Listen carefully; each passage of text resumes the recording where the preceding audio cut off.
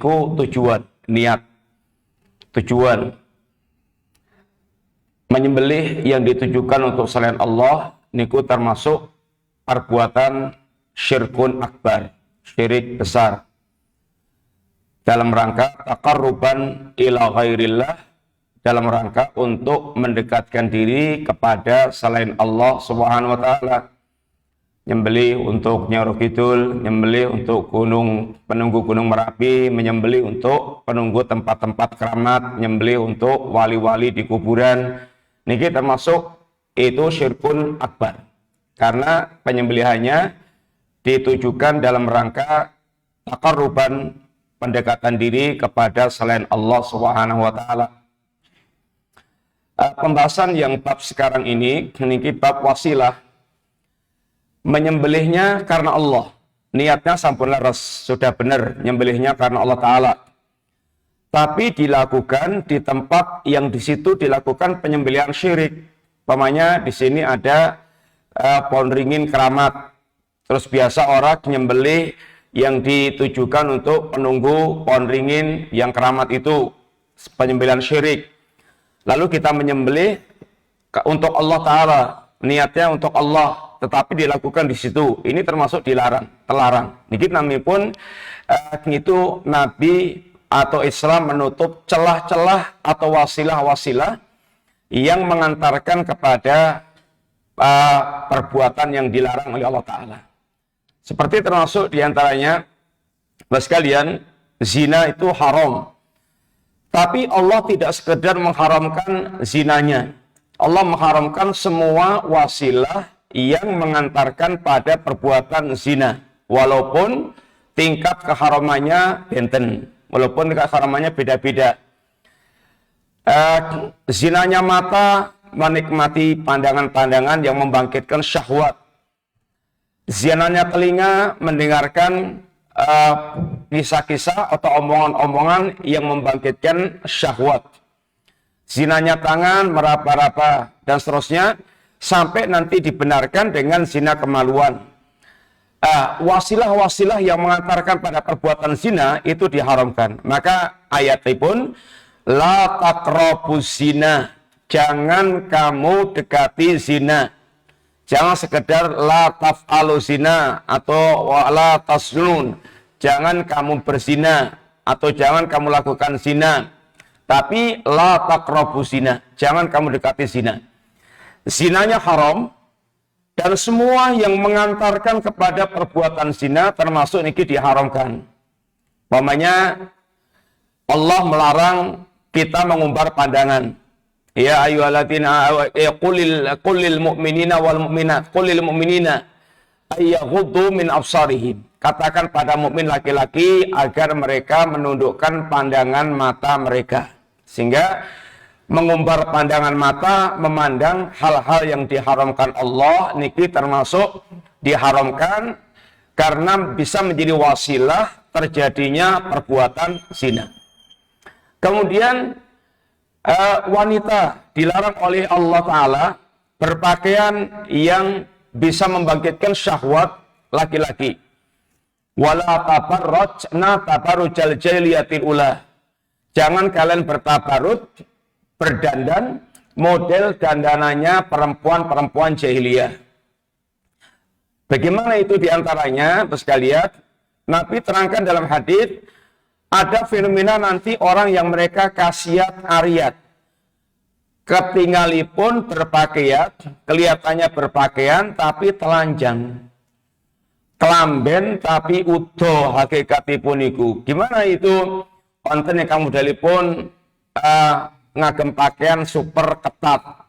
Sehingga kados lepet ibaratipun iku stalaktitnya iku kuwabeh ini ketat. Terus wonten malih ingkang tuwipis kados ngagem korden disampirkan mawon sehingga kelihatan pakaian tapi nerawang jeroanipun. Wonten malih ingkang sarba belek, dibelek teng napa niku teng lengan, dibelek teng pupu, dibelek teng geger sehingga sarwa ketok jeroanipun.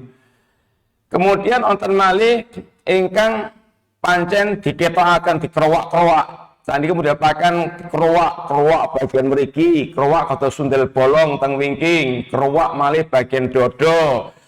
Sehingga kelihatannya nyandang tapi utuh. Niki termasuk khasiat Arya yang Nabi katakan, aku tidak pernah melihat seperti ini.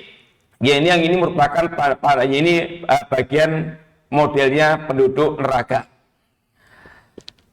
Ini termasuk terlarang karena akan bisa membangkitkan syahwat laki-laki. Lagi termasuk ini khalwat, menyendirinya laki-laki dan perempuan di tempat yang sepi, ini akan menjadi wasilah yaitu perzinaan. Malih ini ikhtilaf campur baur laki-laki perempuan. Ini akan menjadi juga ini sarana mempermudah perzinaan. Islam Masya Allah bukan hanya mengharamkan ini puncaknya, tapi wasilah-wasilahnya, sarana-sarana yang mengantarkan ke sana juga diharamkan. Ini termasuk penjagaan preventif yang sangat membuat orang itu aman dari terjerumus dalam perbuatan-perbuatan yang diharamkan Allah Subhanahu wa Ta'ala. Termasuk syirik, teman sekalian. Bukan sekedar syiriknya mawon yang dilarang dalam agama kita, tapi semua yang mengantarkan terjerumusnya dalam perbuatan syirik ini juga diharamkan di dalam agama kita.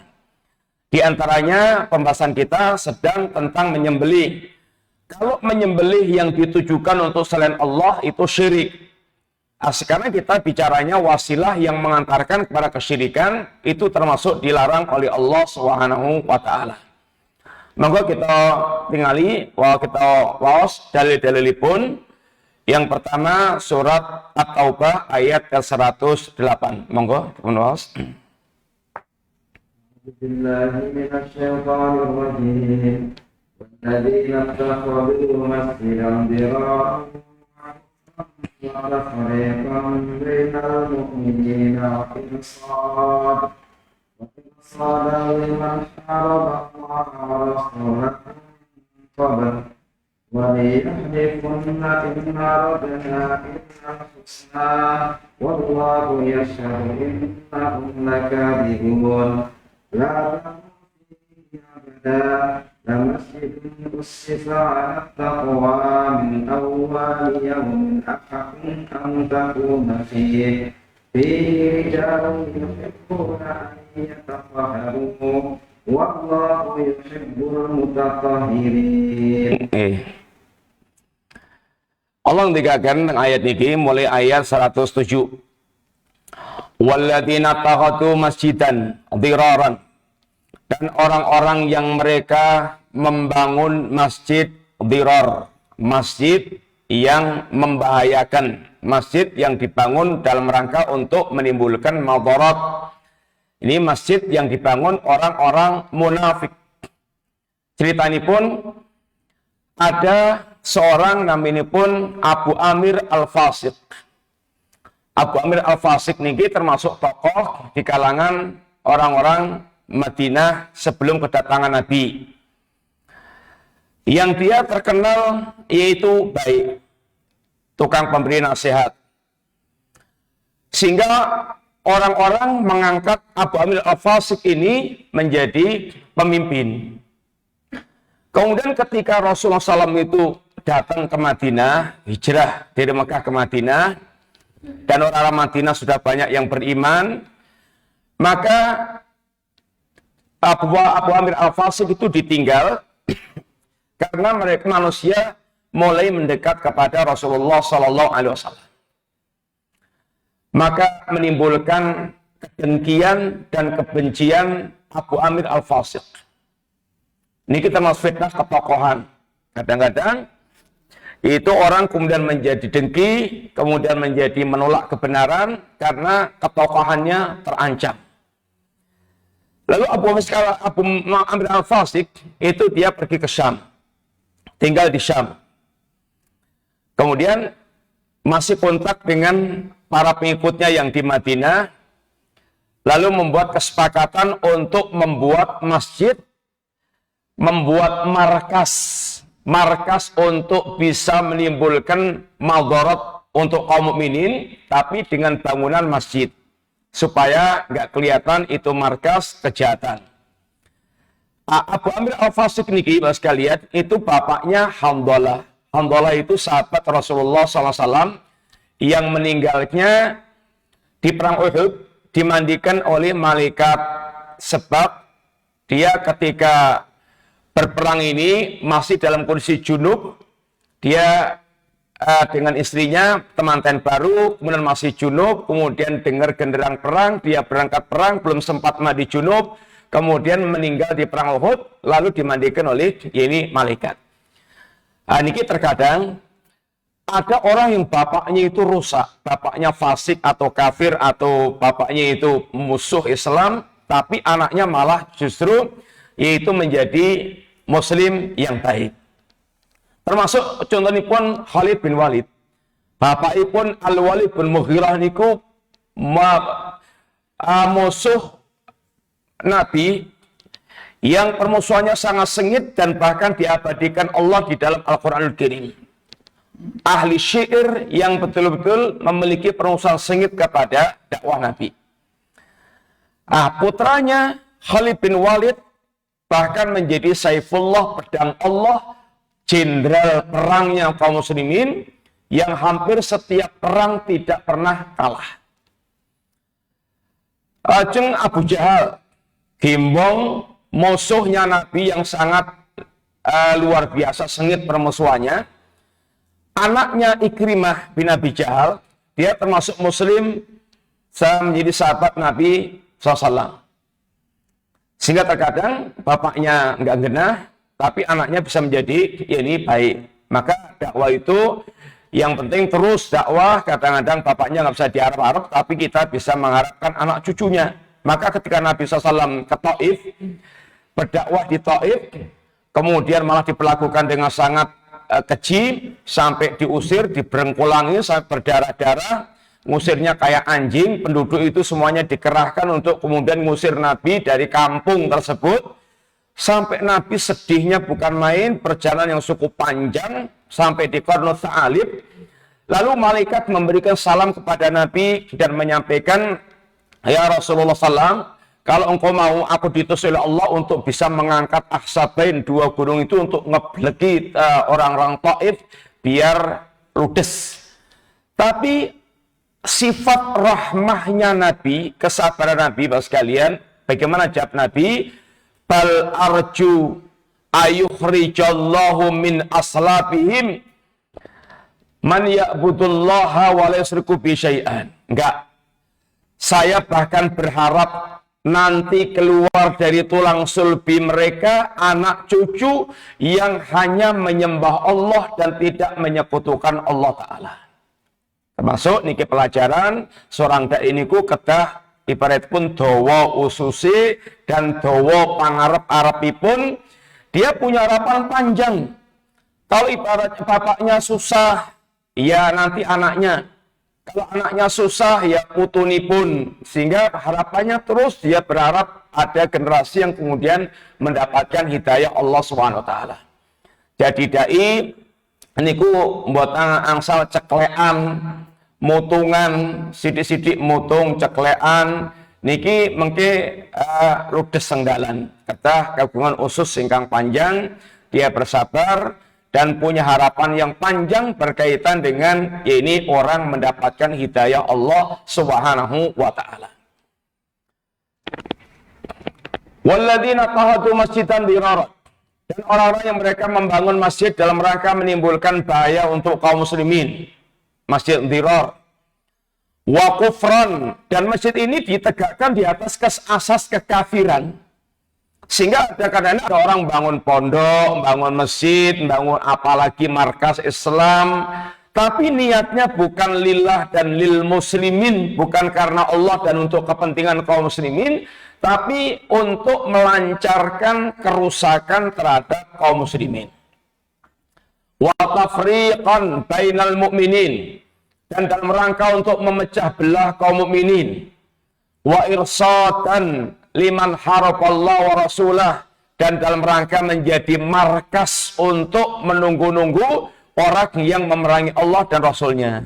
Menunggu-nunggu Abu Amir Al-Fasiq yang di Syam untuk nanti bisa singgah di Madinah menjadi markas untuk bisa menimbulkan marabaya bagi Nabi dan para sahabat Nabi SAW.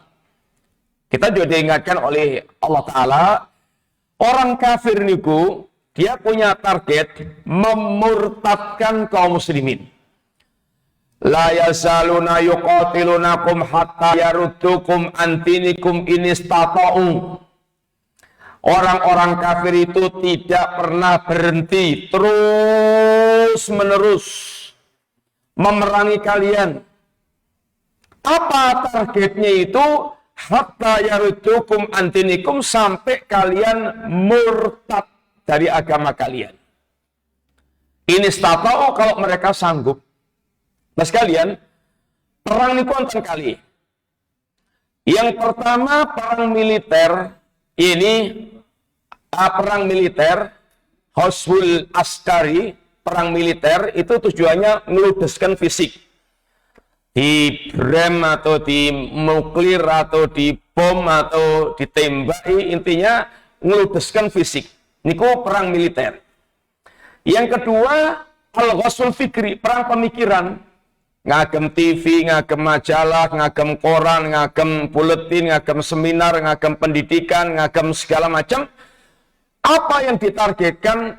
Matinya pemikiran Islam di dalam jiwa seorang muslim. Sehingga muncul generasi muslim tapi kafir. Pemikirannya itu muslim tapi pemikirannya itu pemikiran kafir, musyrik, sehingga belas otaknya itu nggak ada isi Islamnya. Muslim tapi pikirannya itu semuanya itu pemikiran-pemikiran yang rusak. Bahkan muslim yang memerangi Islam. Niki diantaranya karena dampak cuci otak, brainwashing, atau perang pemikiran, sehingga seorang muslim tapi tidak membela Islam, tidak berbangga dengan Islam, seorang muslim tapi malah jadi duta-duta kekafiran. Muslim tapi menghujat Islam. Muslim tapi memuliakan kekafiran, memuliakan kemusyrikan, memuliakan ini perkara-perkara yang justru bertentangan dengan agamanya. Untuk mewujudkan ini, Bapak sekalian, apa kata Allah? Innal ladzina kafaru yunfikuna amwalahum liyasuddu an sabilillah. Orang-orang kafir itu mereka membelanjakan hartanya, menginfakkan hartanya, membuat anggaran khusus untuk apa? Dalam rangka untuk menghalangi manusia dari jalan Allah Ta'ala. Nyumbang masjid, nyumbang Islamic Center, nyumbang pondok, nyumbang kiai-kiai, bukan untuk memajukan Islam dan kaum muslimin, tapi dalam rangka untuk melumpuhkan ini pemikiran Islam. Jangan jadi kiai yang mendakwakan Islam, tauhid, sunnah, tapi kiai yang bahkan mendakwakan kekafiran, kemusyrikan, dan kemudian malah memerangi hakikat ajaran Islam. Niku saged digelontorkan, berapa yang dibutuhkan bisa dibiayai. Tujuannya, niatnya bukan untuk mengembangkan Islam, tapi diraron, wa kufran, wa tafriqan bainal muslimin, wa irsatan liman harafallah wa rasulah. Min qablu, yang mereka ini sebelumnya adalah orang-orang yang mereka senantiasa memerangi Allah dan Rasulnya. Mereka ini orang yang memerangi Allah dan Rasulnya, tapi membangun masjid, tapi bangun pondok, tapi bangun markas. Yang ngurus juga orang-orang yang gak genah, yang mereka menjadi ini corong-corong kekafiran dan kemusyrikan. Ini dari zaman Nabi sampun onten sampai zaman sekarang terus ada. Wala yahlifunna in aradna illal husna. Sloganipun tiang-tiang munafik niku, Bapak sekalian. Mereka bersumpah-sumpah in aradna illal husna. Kami tidak menghendaki kecuali kebaikan.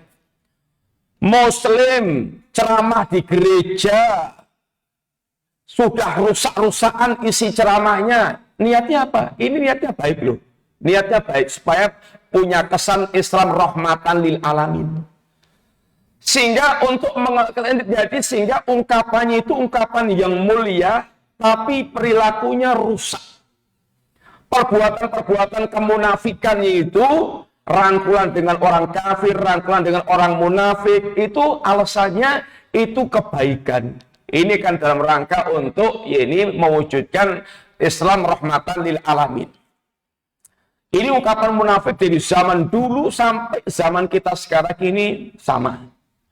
Wallahu yashhadu innahum lakadzibun. Allah menjadi saksi orang munafik itu para pendusta. Namun legi teng lambi, manis di bibir. Memang orang munafik itu dikatakan Allah yaquluna bi afwahihim. Mereka kalau soal mengucapkan dengan lisannya itu lihe, mahir. Mereka ini mahir. Kalau dengan lisannya itu ucapannya itu menyenangkan, demenaaken, kelihatan manis, tapi malaysa fi qulubihim, hatinya itu kosong dari iman, kosong dari ini hakikat Islam, hanya ungkapan lisan saja. Mereka ini para pendusta. Sehingga beda antara tampilan luarnya dengan apa yang ada di dalam hatinya. Apa kata Allah Subhanahu wa taala tentang Masjid Dirar yang dibangun oleh orang-orang munafik itu? La takum fihi abadan. Ya Rasulullah, kamu jangan pernah sholat di dalamnya selamanya. Karena setelah masjid jadi, orang munafik tadi, mereka datang kepada Nabi, minta diresmikan agar Nabi sholat di dalam masjid itu dengan segala macam alasan ungkapan yang mereka ini sampaikan kepada Nabi. Nabi pun menyanggupi sholat di situ, tapi karena mau berangkat perang Tabuk, nanti aja. Kita udah baru sibuk mau berangkat perang Tabuk, nanti setelah pulang dari perang Tabuk. Ini menunjukkan, Mas sekalian, Nabi tidak tahu yang gaib. Niatnya orang-orang munafik membangun masjid tadi, Nabi nggak tahu. Maka beliau pun ingin ikut juga meresmikan masjid itu dengan alasan zahir yang mereka telah sampaikan. Lalu sebelum Nabi sampai Madinah, waktu pulangnya itu sebelum sampai Madinah, Allah turun wahyu yang memberitakan masjid itu Masjid Dirar. Masjid yang dibangun di atas asas kekafiran. Masjid yang tujuannya untuk memecah belah kaum muslimin. Maka Nabi pun lalu perintahkan agar masjid itu dirobohkan, dihancurkan. Sehingga Nabi nggak jadi sholat di situ dan Nabi merintahkan untuk dihancurkan, dirobohkan masjid tersebut. La masjidun ussisa ala taqwa min awali yaumin. Masjid yang dibangun di atas dasar ketakwaan dari sejak awal membangunnya, ahaqqu an taquma fihi, lebih berhak untuk dimakmurkan, disolatkan, ditegakkan sholat di dalamnya. Sehingga ada masjid yang dibangun itu memang di atas asas takwa. Orang-orang yang membangun itu niatnya memang untuk takarrub kepada Allah, untuk beribadah kepada Allah, untuk memakmurkan ibadah kepada Allah, untuk mengembangkan cahaya Islam. Ini niat ketakwaan. Sehingga bangun masjid itu memang niatnya betul-betul lillah, untuk Allah dan dalam rangka untuk maslahat ini kaum muslimin.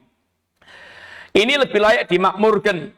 Dan memang tidak akan memakmurkan masjid-masjid Allah kecuali orang yang mereka itu punya semangat bertauhid dan punya semangat yaitu beribadah kepada Allah. Innama ya'muru masajidallah. Sesungguhnya yang pantas menjadi takmir-takmir, pemakmur-pemakmur masjid Allah. Takmir ini konten kali, takmir maksudnya pengurus resmi masjid, nomor kali ini pemakmur masjid, orang-orang yang mereka makmur ke masjid. Yang pantas memakmur ke masjid itu yang mereka man amana billah, orang yang mereka beriman kepada Allah Ta'ala. Hatinya itu memang isinya iman. Sehingga nggak punya target-target duniawi karena dia beriman kepada Allah Subhanahu wa taala, iman kepada yaumul akhir, kemudian mereka juga sholat, menunaikan zakat, kemudian diantaranya walam yakhsha illallah, dan tidak takut kecuali hanya kepada Allah Ta'ala. Sehingga masjid ini memang didirikan untuk dibangun untuk kemakmuran beribadah kepada Allah Subhanahu wa Ta'ala. Yang siap memakmurkan hanya orang yang mereka beriman kepada Allah Subhanahu wa Ta'ala. Sehingga masjid itu memang tujuannya adalah untuk menghidupkan ajaran agama Allah Subhanahu wa taala. Kalau pengurus masjid, takmir masjid itu tidak punya modal iman kepada Allah, iman kepada hari akhir, kemudian pengagungan kepada Allah sehingga tidak takut kecuali kepada Allah, niki masjidnya mboten badhe makmur. Masjidnya nggak akan makmur. Karena memang dia sendiri nggak punya semangat, nggak punya greget pengagungan kepada Allah, nggak punya target-target akhirat, nggak punya kerentek memakmurkan masjid dengan ibadah, sehingga kadang-kadang masjid malah dipakai untuk hal yang boten genah, untuk hal yang maksiat, untuk hal yang menyimpang dari agama, dan dijauhkan dari cahaya agama yang sebenarnya. Fihi rijalun yuhibbuna ayyatatahharu. Di dalam masjid yang ditegakkan di atas ketakwaan ini ada orang-orang yang mereka suka bersih-bersih diri. Ini taharah itu nonton kali. Taharatul jasad dan taharatul qulub. Taharah jasad, taharah badan, sesucen badan. Kita diajarkan sesucen dengan wudhu dan dengan mandi wajib. Sehingga betul-betul kita senantiasa dalam keadaan suci. Termasuk diantaranya Nabi mengajarkan kita selalu menjaga wudhu. Menjaga wudhu, batal wudhu malih, batal wudhu malih. Sehingga dalam kondisi kita punya wudhu, kerja, di sawah, di bengkel, di kantor, sehingga tetap punya wudhu. Batal wudhu malih. Kotor mboten apa-apa, kotor niku mboten membatalkan wudhu. Sing penting kagungan wudhu. Kemudian sehingga dalam kondisi senantiasa dia memiliki yakni wudhu. Kemudian juga taharah dan untuk mandi wajib. Ini mandi wajib. Sehingga betul-betul badannya bersih dari atas sampai bawah. Ini adalah yang diajarkan oleh Islam. Termasuk Islam mengajarkan untuk kita betul-betul yakni resian. Resian. Jangan sampai Muslim diajarkan resian dalam agamanya ada ajaran taharah. Ning nyun ngapunten lajeng jorok cahcu tang pundi-pundi. Kanjeng Nabi ngajarkan sanajan ngidu nyun ngapunten ngidu niku wonten aturanipun. Mboten asal cahcu sembarangan. Lah pomale zaman pandemi ngenten iki, zaman corona atau cahcu sak disampluk ale tiyang. Ini termasuk Islam sudah mengajarkan kebersihan dari sejak zaman dulu kala. Senantiasa bersih, dia menjaga kebersihan sehingga tidak sembarangan dan tidak jorok. Bersih. Barang sederhana niku resik ngedati saenipun. Omah niku sanajan sederhana tapi resik temoto ngedati saenipun. Kita diajarkan untuk ini memiliki sikap ini taharah, ini punya kesucian, resik. Kemudian yang kedua yang lebih penting lagi, taharatul qulub, kebersihan hati. Hati ini pun dipun resiki, dibersihkan dari kotoran syirik, kotoran kufur, kotoran nifak, kotoran bid'ah, kotoran maksiat, dengki, serai, kemudian dan yang lain-lainnya dari penyakit hati. Itu hatinya dibersihkan dari penyakit-penyakit tersebut. Sehingga Islam mengajarkan resik manah, resik fisik, wallahu yuhibbul mutatahhirin, dan Allah suka dengan orang-orang yang resik, orang yang bersih, suci badan, suci hati. Afaman assasa bunyanau ala taqwa minallah wa ridwanin. Apakah orang yang mendirikan bangunan masjid di atas dasar ketakwaan kepada Allah dan keridhaan Allah, mencari ridhonya Allah, khairun, itukah yang lebih baik? Amman assasa bunyanau ala syafa hujurufin harin fanharabi finari janam. Ataukah yang lebih baik itu orang yang membangun bangunan di pinggir jurang jahanam, di pinggir jurang, kemudian langsung ambrol, longsor sampai ke lembah jahanam. Wallahu la yahdi al-qaumaz zalimin. Allah tidak memberikan petunjuk kepada kaum yang zalim. Sekalian, niki termasuk pelajaran orang yang mereka beramal di atas dasar takwa dan keridhaan Allah Subhanahu wa taala, ini seperti membangun bangunan yang megah, yang kokoh, yang akan bermanfaat. Orang yang mereka membangun amal-amal di atas dasar kekafiran, dia ini seperti membangun bangunan di pinggir jurang. Kalau sampai dia mati dalam keadaan kafir, sanajan amal kebaikannya itu banyak dan megah dan macam-macam, niku kayak bangunan yang kemudian ambrol ke lembah jahanam karena dia membangun bangunannya di pinggir jurang. Niki berkaitan dengan ya ini masalah amalan. Makanya nyuwun ngapunten, mboten enten istilah sing penting dadi wong apik. Niki pelajaran pun Islam liberal, sing penting dadi wong apik. Ora jilbaban rapopo, ora muslim rapopo, sing penting dadi wong apik. Niki pelajaran pun Islam liberal yang menyesatkan. Zaman Kanjeng Nabi niku wonten naminipun Ibnu Jud'an. Sampun kita ceritakan insyaallah. Ibnu Jud'an niku tiyang ingkang super dermawan. Dia kalau jamu orang niku sampai mangkoknya itu kedah dipenek ngagem ondo. Karena saking bloboknya nyah-nyoh tidak hitungan kalau dia soal memberi orang, menjamu orang. Tapi kata Nabi, Ibnu Jud'an sama sekali tidak masuk surga. Karena Ibnu Jud'an dia tidak bertauhid, tidak beriman. Nomor kali contoh malih nek derek kirang jelas Ibnu Jud'an mboten patek kenal Abu Thalib. Kita kenal sekitar insyaallah kita kenal sedoyo Abu Thalib. Pamanipun Kanjeng Nabi soal berbicara tentang kebaikan Abu Thalib, dalam pembelaannya kepada dakwah keponakannya itu Abu Thalib ibarat pun bemper pertama. Beliau yang menghadapi gangguan-gangguan Quraisy yang pertama. Dan beliau termasuk yang ditokohkan di kalangan Quraisy. Sehingga kebaikannya kepada dakwah Kanjeng Nabi sangat banyak. Tapi Abu Thalib karena sampai meninggalnya dituntun Nabi la ilallah mboten purun.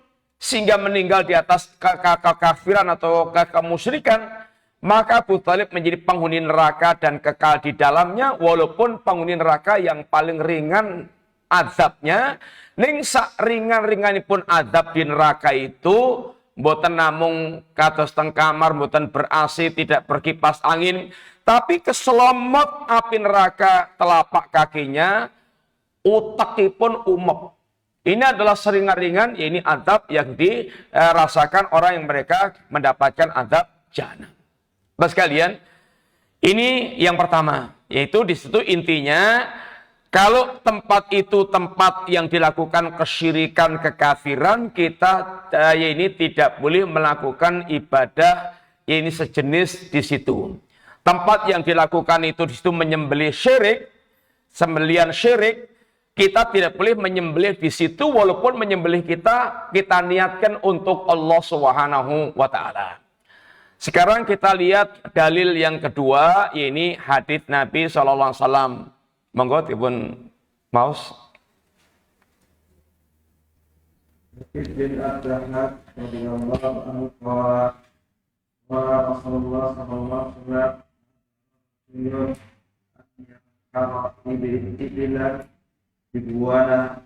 Mas'ala Nabi sallallahu alaihi wasallam faqala hal fiha tanur min awsani al-jahiliyah yu'bad wa la qara wa hal kana fiha inda min Idun qala la qara aw fi binadri fa innahu la wafa'a binadri maksiatillahi wala iman la yamliku kusuhan. Nomor kali dalilipun dari Thabit bin Dhahak, beliau mengatakan nadar rajulun ayan hara ibilan. Ada orang bernadar untuk menyembelih unta. Nadar itu mewajibkan diri sesuatu yang tadinya nggak wajib. Contoh memanipun nek aku mari loroku, aku bakal membelih sapi. Asalnya membelih sapi niku mubah. Angsal-angsal mawon ajeng belih nggih monggo, mboten belih nggih monggo untuk kesenangan. Tapi kalau sudah bernadar, mungkin mari tenanan niku menjadi wajib. Nyembelih sapinya jadi wajib. Sehingga nadar itu membebankan diri, sesuatu yang tadinya wajib menjadi wajib. Aku nek lulus kuliah, bakal bernadar khatam Quran dalam 5 hari. Niku nek lulus kuliah temenan, nadaripun niku dadi wajib. Asalipun khatam dalam 5 hari niku enggak wajib. Tapi kalau dia sudah nadarkan gitu menjadi ini wajib. Ada orang bernadar menyembelih unta. Bibuanah di tempat yang namanya buanah. Fasa'ala Nabiya sallallahu alaihi wasallam. Lajeng orang tadi bertanya kepada Nabi. Apa jawaban Nabi? Hal kana fiha wasanun min awsanil jahiliyah yu'bad. Di tempat itu ada berhala jahiliyah yang disembah enggak? Pertanyaan pertama. Tempat itu ada berhala yang disembah enggak? Kalau di tempat itu ada berhala yang disembah, artinya tempat syirik, tempat dilakukan kesyirikan, maka tidak boleh menyembelih binatang di situ. Walaupun nadarnya karena Allah, tapi dilakukan di tempat yang syirik seperti itu, maka tidak diperbolehkan. Kemudian pertanyaan berikutnya, kata dijawabnya lah, enggak ada mboten enten Kanjeng Nabi. Fahal kana fi aidun min ayatihim? Di situ dilakukan ini id jahiliyah enggak? Dilakukan perayaan jahiliyah enggak? Perayaan-perayaan jahiliyah, acara-acara keagamaan jahiliyah. Qalu la, mboten nonton Kanjeng Nabi. Kalau di tempat itu dilakukan perayaan jahiliyah, acara-acara jahiliyah, acara-acara kesyirikan, maka tidak dibolehkan melakukan penyembelihan di situ. Sebab itu akan berkesan mendukung ini syirik yang telah dilakukan di situ. Kesannya itu dia mendukung kesyirikan karena melakukan hal yang sama di tempat yang dilakukan kesyirikan tersebut. Niki termasuk kalau sekalian haramnya tasyabuh, bahayanya tasyabuh. Seorang mukmin itu dia dicetak menjadi muslim yang beridentitas Islam. Yang dikatakan Allah dengan istilah sibghatullah, yaitu celupan Allah. Muslim itu ibaratnya barang yang dicelup sehingga dia warnanya dengan warna Islam. Wenternya itu Islam. Dan Allah mengatakan, "Waman ahsanu minal sibghah." Mana ada celupan yang lebih baik dibandingkan dengan celupan Allah. Islam Muslim itu dicelup dengan akidah Islam, dicelup dengan ibadah Islam, dicelup dengan akhlak Islam. Dan tidak akan pernah ada yang lebih indah, yang lebih bagus dibandingkan dengan celupan Islam. Sehingga Muslim yang beridentitas, bukan Muslim tapi warnanya musyrik, Muslim warnanya kufur, Muslim ini warnanya barat kafir, tapi Muslim yang beridentitas Islam. Sehingga Muslimnya mencerminkan dia seorang Muslim. Kemudian, di situ ada enggak perayaan musyrik? Enggak ada ya Kanjeng Nabi. Oh kalau begitu, aufi binadrik. Laksanakan nadarmu, tunaikan nadar kamu. Boleh kamu lakukan di situ karena tidak ada berhala yang disembah dan tidak ada yaitu perayaan jahiliyah di situ. Fa innahu la wafa'a li nadrin fi maksiatillah. Dan tidak ada penunaian nadar dalam maksiat kepada Allah. Kalau nadarnya itu maksiat nggak boleh ditunaikan. Contoh nadar maksiat itu pripun? Contoh memimpun nek aku dadi lurah nadar keliling kampung udo mledeng mboten.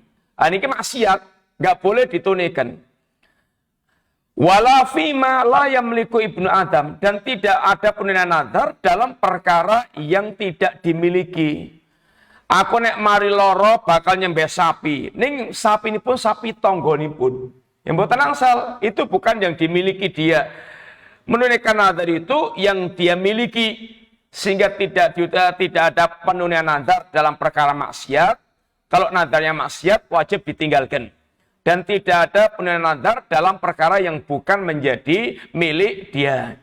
Niki pendalilanipun itu tidak dibolehkan kita menyembelih karena Allah, tapi dilakukan di tempat-tempat yang di situ dilakukan perbuatan kesyirikan. Ngeten Bapak sekalian ingkang kita aturaken pembahasan pada pagi hari ini. Baik, pembahasan yaitu tidak boleh dilakukan penyembelihan karena Allah, tetapi dilakukannya di tempat yang dilakukan di situ kesyirikan. Mudah-mudahan manfaat, dan mudah-mudahan Allah memberikan taufik pada kita untuk bisa memahami agama dengan benar dan memberikan taufik amal, bisa mengamalkan, dipun entengaken, dimudahkan untuk bisa mengamalkan ilmu yang telah kita dapatkan, sebab manfaatipun ilmu niku menawi dipun amalaken. Menawi ilmu mboten dipun amalaken, ilmu sekedar ilmu niku mboten dados al ilmu nafi. Makatan Mbak sekalian wonten pamritan pirsa, insyaallah mboten kita cekapan matur nuwun sangat. Wassallallahu ala nabiyyina Muhammadin wa ala alihi wasallam.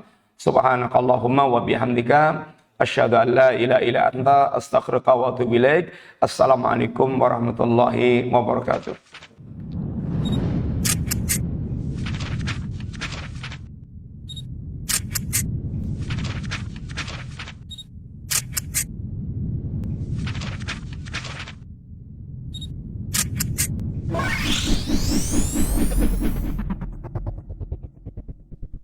Ihya, elegan dan syar'i.